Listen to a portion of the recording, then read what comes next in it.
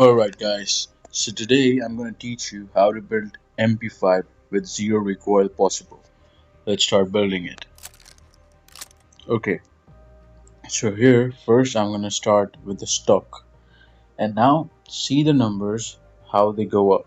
For the vertical recoil, the horizontal recoil, and yes, the ergonomics too. So let's start with the stock.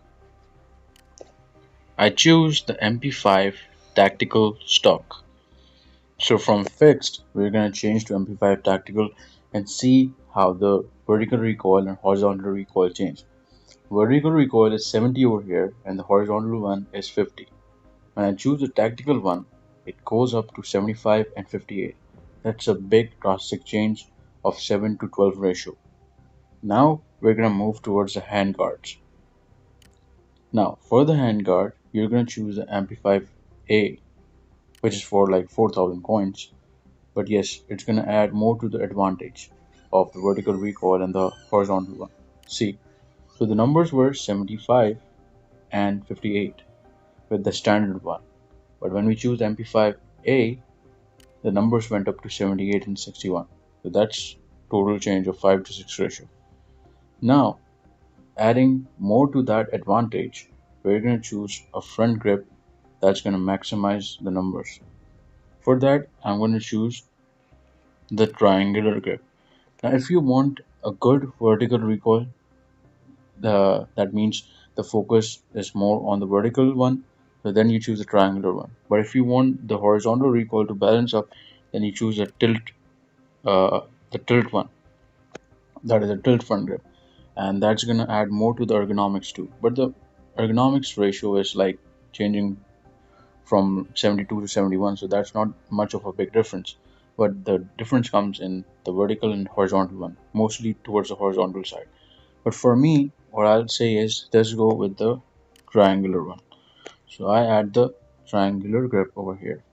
Now for the muzzles, MP5 adapter is already there.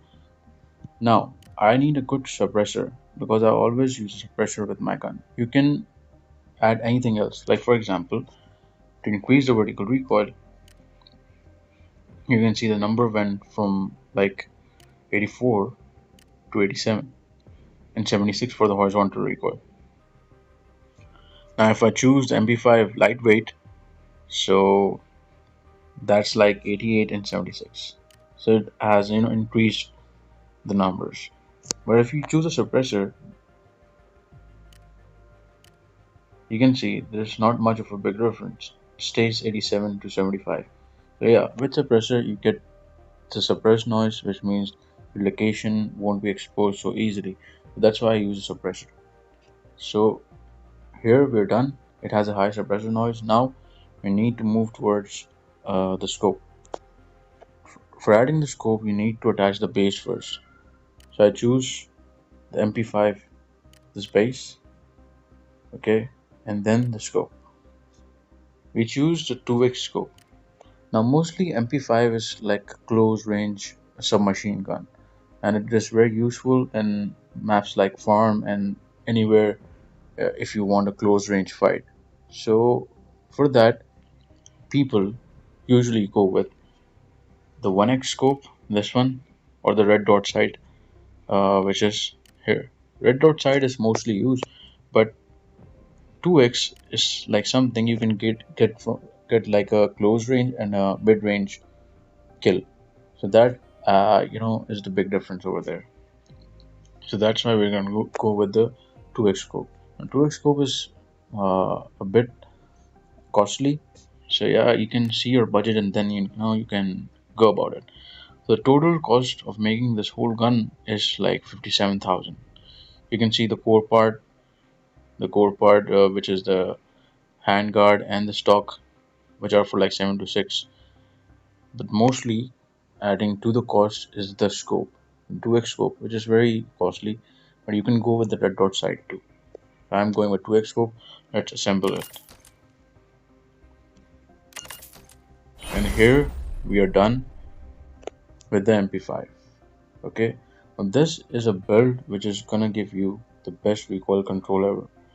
Now we're gonna move towards the shooting site and see what are the results. So let's move there. Alright, so we're at the shooting range. Let's see the results.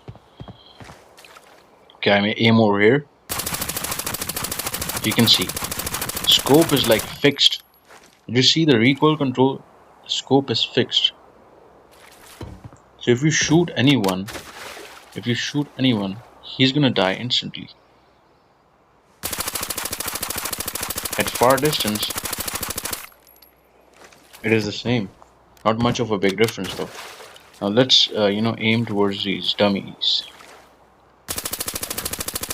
See how the scope is like fixed?